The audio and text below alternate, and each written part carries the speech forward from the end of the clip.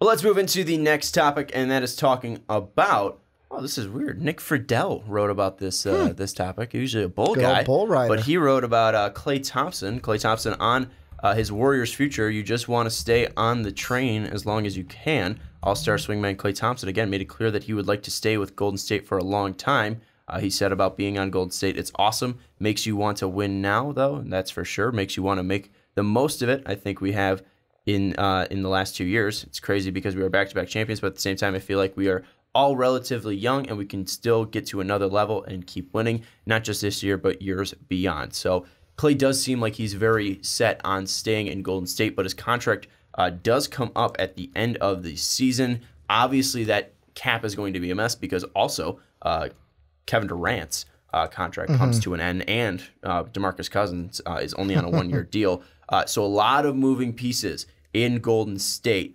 Some talks about him going to Philly. I know Jake is extremely excited about that, our patron. And we look at Klay Thompson going to be an unrestricted free agent at the end of 2019, or at the end of 2019. Do you think that Klay will be a lifetime or lifer in Golden State like he says he wants to be? I do. And the reason why is, for me, when I look at Klay and Steph, it's like the Scotty and MJ of the Warriors, where when I was growing up as a kid, we never thought that Michael Jordan and Scottie Pippen would play for any other teams together than the Chicago Bulls. And that's how I see Klay Thompson and Steph. Just totally forget about Scotty's time in Portland or Michael's time in Washington. Well, the Washington never happened. Portland, I will say, that one was respectable. But it's like, the thing I see is, if I'm talking about people leaving the Warriors, I'm not talking about Klay and Steph. First, I'm talking about Kevin Durant. And then if we're like, all right, Ricky, give me someone from the core three that would leave, I would put my money on Draymond being the one that leaves. Why is that? And not Klay. I mean, maybe there's a little bit of like with Draymond, I want to prove that I can be the number one or number two. But I'm not putting my money on him leaving. I'm just saying out of the main three, I might put my money on Draymond first if you asked me to put my money. If you asked me to put money on it. Otherwise, I'm saying all three of them stay. Yeah, that's the thing is I look at Draymond, I look at Klay, and it's just like they have it nice in the castle. And I don't think there's with Steph. It's like it works. I don't think there's a reason to leave. I understand you can make $33 million possibly, but again, you're making 18, and Klay's got those Got Milk commercials. Like, they're making a lot of money, salary money or championship. They're having success. They're having fun. I don't think either of them are going to leave. You look at Klay. You look at Klay. He's going to be up in 2019. Draymond's going to be up in 2020. He's making 18 mil next season, and then he's going to be a free agent. Obviously, Kevin Durant's making 30 mil this year, and then making 31.5 at a player option next year. But he's most likely going to decline that and try to get the most money possible. And then Klay's got a max deal, making 37 this year, 40 next year. 2020 he's going to make 43, and in 2021 he's going to be making 45 until he is a unrestricted free agent in 2022. I think that Klay, while he could possibly, think, what's outside of here, what's in the best, at least in my future, if I do want to become a star outside of Golden State, you definitely got to look at now being the time to leave ship. But also let's look at the landscape of the NBA, and it is about winning now. It is about being on that team that's competitive, that's dominating the NBA. And this team pretty much invented it in Golden State. So I don't see a reason to leave, because we look at Jimmy Butler. This guy's wanting a place like Golden State. This guy wants to be on a team that's dominant. He wants to be a part of a massive group where they're all looked at on stars. People argue whether Steph is more valuable than KD more valuable than Steph. But in the end, all of those guys are extremely valuable to that team, and they're winning championships. And I think that's what Jimmy Butler wants. It's what a Kyrie Irving wanted before he got traded to Boston. You look at that, and I don't think it's going to be feasible that they leave. Obviously, money's going to be a contention there, but Steph got paid. He's the most important. He's the MVP, back-to-back MVP. Kevin Durant's getting a max because, again, he's a former MVP. He's the second best player in the league. Klay and Draymond are fantastic players, but you're winning right now, and you're seen as a very crucial and integral parts to that team. I don't see a reason why Klay Thompson would want to leave that. Well, the analogy that pops into my head when you brought up Jimmy Butler, it's kind of like, think about that guy who's in a happy marriage. It's like, what kind of a guy are you going to be, Klay? Are you going to be that guy that's happily married and it's like, okay, I know that there's other single guys out there that want what I have, and I ain't messing this up for the world? Or are you going to be that guy that goes, yeah, you know what? I'm going to go out and cheat, and that would be him signing somewhere else. It's like, dude, you're in a golden situation. Don't screw it up, because there might be a single guy like Jimmy Butler out there who's like, man, I wish I had that, and he's just searching for it. I think the biggest thing that we've seen this shift in this dynamic of winning rather than money is coming, to the maxed out contracts. You can get your money, like you mentioned, in so many other ways now. I don't even think it's that. It's with the max contracts, because you look at it and, Mike Conley was at one time the most played player. Does that mean Mike Conley's the best played player in the NBA? He just cashed in at the right time. Yeah, it's more about, again, hitting the market at the right time, and then you could be seen as the highest played player in the NBA. But also, people don't care about that because there's only a $2 million difference between the highest player and second highest player. Yeah. There isn't crazy deals like Bryce Harper possibly getting this offseason in the MLB of $300 million, $400 million. Teams are going to be able to throw whatever money they want at them. It's not going to be like Kirk Cousins in the NFL, where the Vikings were able to throw tons of money at him, totally guarantee all that money as well. Basketball, you're getting whatever the max is, and you're not going to be able to do it. There's no status symbol with the contracts that you're getting. Yeah. Because again, you can anyone can get that max deal. You can be a Chandler Parsons. You can get a Joakim Noah deal for $4 million, 72, 4 years, $72 million. You can be a Bismack Biyombo, 4 years, $72 million. The money isn't that integral and isn't that important in the NBA now. It is winning. It is the personal success that you can have, whether you're on a super team or not. Another thing that kind of plays into it too is he was asked in the media day interviews, basically, what team do you look at, not the Warriors, and be like, man, they can give us a run for their money. And he didn't mention the Rockets. He didn't say the Lakers. He said nobody in the Western Conference. The first team he said was Boston. And when you listen to him talk about it, like, yeah, they've got a young team. They're really well coached. He goes, they kind of mirror us in a lot of ways. That answer to me showed me that's not a guy thinking about, like, if he would have said the Lakers or if he would have said the Rockets, I would have been like, all right, there's something here, because he's mentioning a team that is in direct rivalry with the Warriors. But no, he mentioned a team that the Celtics will not matter to the Warriors until they meet in the NBA Finals.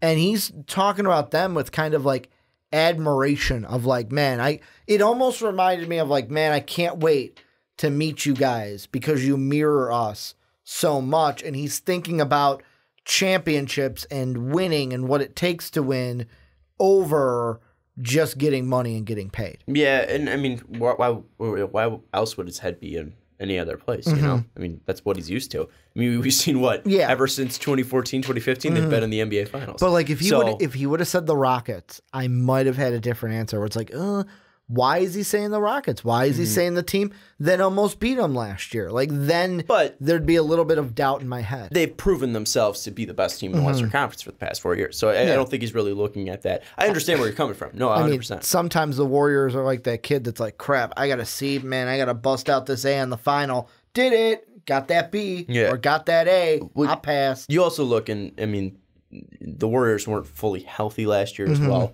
when they were going up against the Rockets. If Steph's fully healthy, that might be a completely different series. So game over. Well, I mean, they still won, but I'm saying... No, I know, but like, it doesn't go to 7 if Steph is like... We had a comment where it's like, hey, don't devalue the value of Steph. I don't mean to try to devalue him, because I think he's the most valuable player on that Warrior team, but it's... Without Steph, the Warriors wouldn't be where they are. And without if he's at 100%... the Warriors are a tough team to beat. Now, the one thing that we should direct this conversation to is, obviously if Klay stays, it's fine and dandy. Steph's obviously, locked up till 2022. Draymond's got another 2 years with the team for sure. It's that Kevin Durant wild card of him having a player option this year, most likely going to decline it and hit the open market as well. It's not a for sure certainty that he will be staying in Golden State, because obviously a big thing that he wanted to do was get that contract, or get that ring, and obviously he's got 2 now, and most likely going to be adding a 3 this year. What do you think about Kevin Durant's free agency status? Is it something that should be made a big deal, or do you think that he's going to be staying with Golden State? I kind of want to say it's going to be a big deal because I am on the if you put a gun to my head and said stay or go, I think he's leaving. I don't think he stays in Golden State because it's kind of almost, I'm going to compare it to LeBron a little bit, where LeBron in this last free agent cycle, what was more important? I know that Cleveland being a horrible team and them losing that game one, how they did, ultimately probably played into that decision. But you look at it and I just look and see, all right, he wanted to win championships. Now he's got 3. He's been the guy where it's like, you know what? I want to be the guy on a team and I want to be the finals MVP, and he won a like I'm going to bring up championship again, like he didn't with Russ, and had a guy like Steph who was kind of like, yeah, man, you can do it. I'll go ahead and take less points if it means you're going to get a little bit more. Now I kind of feel with Kevin Durant, it's who do I want to play with? And I kind of like, I wouldn't rule it out. I'm not going to say like, yeah, for sure he's going to go there because I don't know if he will. But I wouldn't rule out next offseason Kevin Durant signing with the Lakers because now he could say, me and LeBron, after this year, LeBron and I, same amount of titles. I don't have to worry about him having more than me. I disagree about the LeBron thing because I don't really think I don't think KD gives a shit about having the same amount of LeBron. I think he does a little bit. Because again, even though he can say that to himself, everybody else will bring up the fact that you were on the greatest team of all time. LeBron earned his titles, and I'm not saying KD didn't. But again, it was was an easier road for KD to win those titles than it was for LeBron. And I'm not getting into that debate. I'm saying, but you're also talking about the same guy who we criticize because on Twitter he talks to the peons like us who yell at him on Twitter. It's like, dude, mute your phone. You're talking to that guy. So remember that. Well, that's why I agree with you that he's going to be leaving because he was asked about Defensive Player of the Year and why he thinks he'll never win it. And he said, you know, they're never going to give me anything. They don't have appreciation for my, pure skill or, my skill of the game. Because he's on the Warriors. They hate everybody in this building. They hate who we are. And I think it's going to come down to he wants to get away from a LeBron James. I don't think he wants to go to the Lakers because why would he want to be, again, the second player seen on a team? I think he does want those personal accolades because, again, he wanted to show that he growed and he could be the best player in the NBA. He growed? He grew, sorry. I apologize. He grew for his, in his personal game, and I think he wants to prove that he's now the best player in the NBA. And I think you can show that if, again, it's not really by rings. If you go out and you go to a team that's similarly built to the Lakers in the Western Conference and you go and take down, LeBron's Lakers and you go out and take Golden State and you take down Houston, I think KD could possibly make the argument in the next 2 years that he is the best player in the NBA and take over LeBron James. Because a lot of talk right now is, why is KD going to be the player that was never the best player in the league, like never seen as the best player in the league. You know what I'm talking about? Like he was such a great player, but was never seen as the best. Because KD really has never been seen as the best. It's always been LeBron. Yeah. I think that could be something that he wants to go for. He wants to be seen as the best player in the NBA. I think he'd go away from Golden State, and I think he'd go away from LeBron to prove that he is the best player in the NBA. So he's going to Phoenix. Or not Phoenix, Philadelphia. No, I think he stays in the Western Conference. Where, though? Like, well, I don't know. What, the Nugget? Because other than that, he's got to go to a team where he's for sure the number one. So obviously he's got to avoid LA. And pick a team that's going to be that and can compete with the Warriors. Well, hold on. Let me talk about my rationality. He's got to avoid a team that is obviously Golden State, Los Angeles, which is because he doesn't want to compete with LeBron. Yeah. I think he's got to stay away from Houston because that's too much help. In Chris Paul and James Harden. Also, I don't think they'll be able to sign both of them. I think you'd look at a team then that has youthful players, but is also in a playoff contention. So you could look at a Denver. I don't think that's going to happen because there's a lot of there's a limited cap space in Denver right now. I don't think Minnesota happens because I don't think they're in contention enough because obviously they have a limited cap space as well. There's been talks about Oklahoma City. I'm not buying it because obviously Russ and Paul George have insane contracts right now.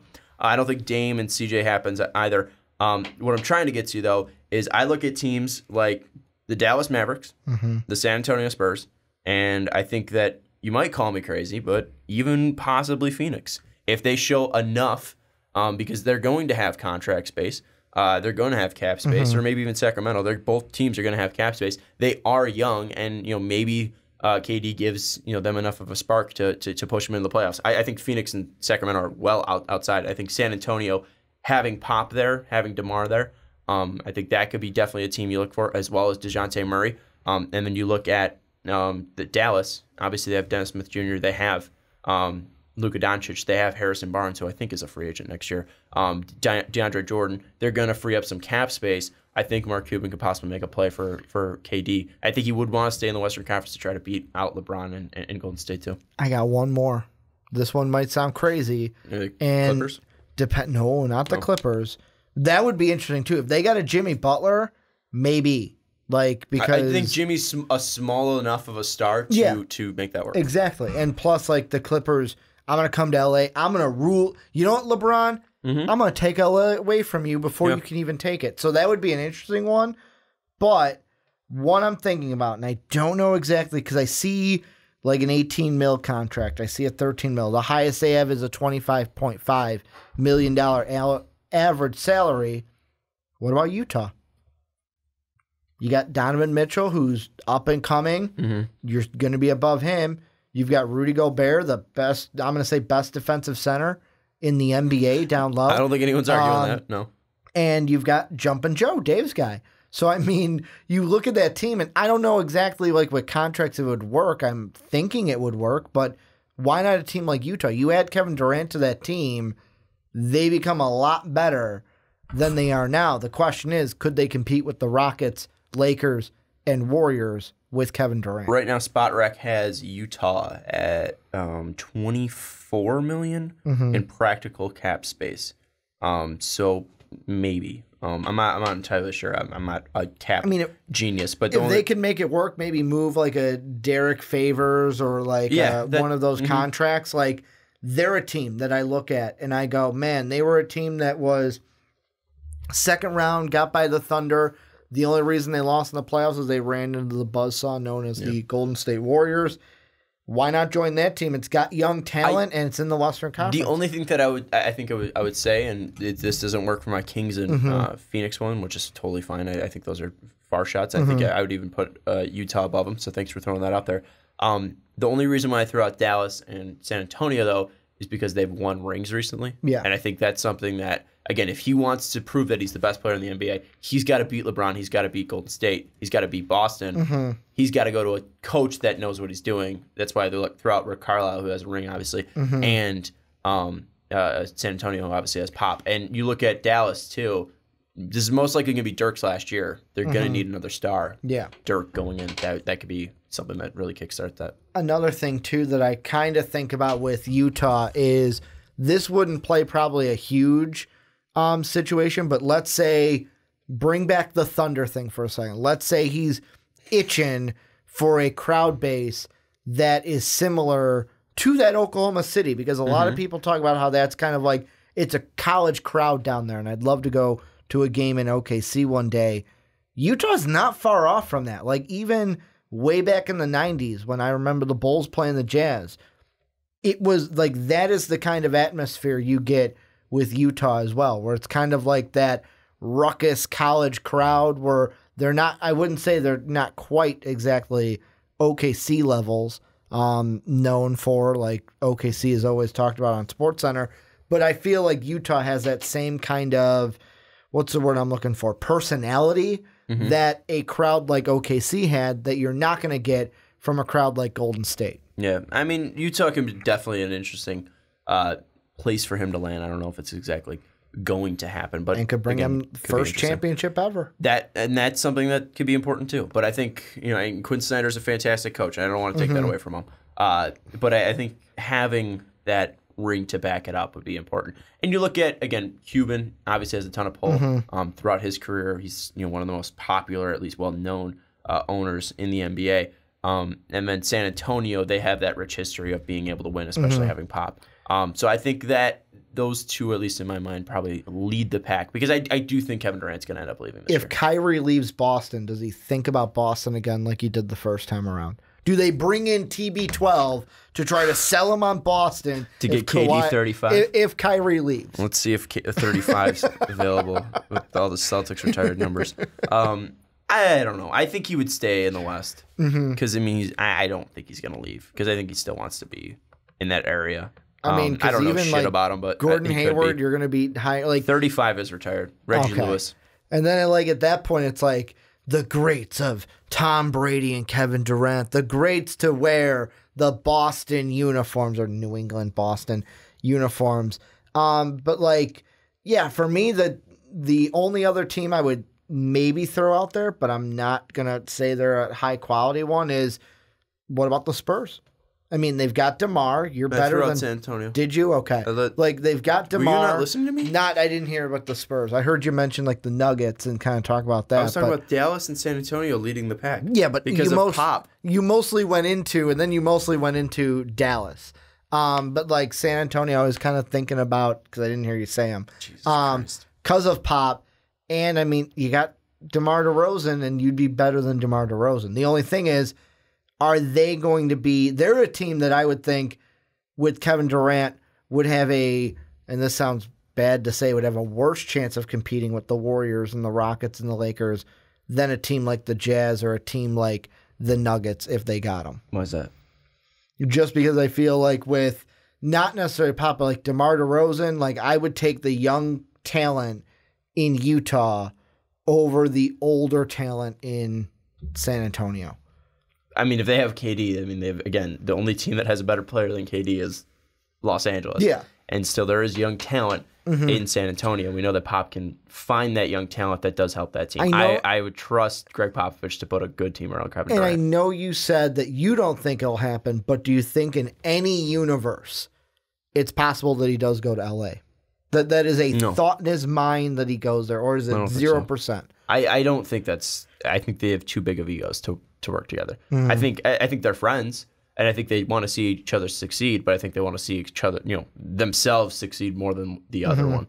Which makes sense. I'm not going to bash them for that. I don't think KD would do that. I think KD's got too big of an ego to go play with LeBron. And I think LeBron honestly probably wouldn't want to play with KD. I think it's. And we're not going to get you to make a bet out of it because we know what happens when Sean makes a bet. I think it's fun in theory. I think they'd probably talk about it and be like, "Oh, wouldn't it be awesome?" And it would be interesting to see kind of those like two. Team Banana Boat. Yeah, but I don't think it's ever going to happen. I don't think that they have. It'd be like I don't think Jordan and Magic Johnson could ever play on the same team. Yeah, but that was a different, in the 90s and stuff, even a little in the 2000s. Egos don't change, brother. No, I get that. The world's been around for thousands and thousands of years, and egos have never changed. The league right now, although egos never changed, the league is a little bit more friendly now than it was back in the day. Bill and Wilt, because, again, obviously, free agency wasn't the same. Yeah. They could have went to the same team, but Bill wanted to fight against Wilt, and Wilt wanted to fight against Wilt, even though they were great friends. It's just something that you want to be the best, in no matter what sport it is. I just don't see those two working well together. Steph is such a laid-back guy. Klay, laid-back guy. Draymond obviously isn't on the same level as the whole team, man. Steph, they're just so laid-back. As Steph is, and you look at LeBron. LeBron wants to be seen as the alpha. KD wants to be seen as the alpha. I don't think those two are ever going to mesh. Also, I'm gonna mesh together. I'm gonna throw this out there. Did you see Be Easy and his interview? No. Basically, it looked like LeBron told that entire team, don't mention a championship. Because McMenamin was like, but yeah, if you guys do everything you're going to do, what's the goal for this team? And he goes, dude, we're just going to take it one game at a time, man. And McMenamin goes, yeah, but if you take it one game at a time, where will you be? And he goes, the future, man. We're going to be in the future. And I like how you're already giving credit to LeBron. Not Luke Walton said that. Not Magic Johnson. LeBron told that team, don't mention a championship. Again, I think that's why we'll get to it next week. I think you're overhyping the success the Lakers can have. Because I think that LeBron and I don't think that's a success thing. That's a, hey, let's not try to get too high to where we're at. I'm talking about how you're thinking that Luke Walton will mesh well with LeBron James. I think LeBron James is going to steamroll that motherfucker. And sorry, Luke Walton, that was strong language. Hey, man, Anyways, Bill's going to come after you after he comes down from Mount Kilimanjaro. I would hate to fight Bill Walton. I love that man.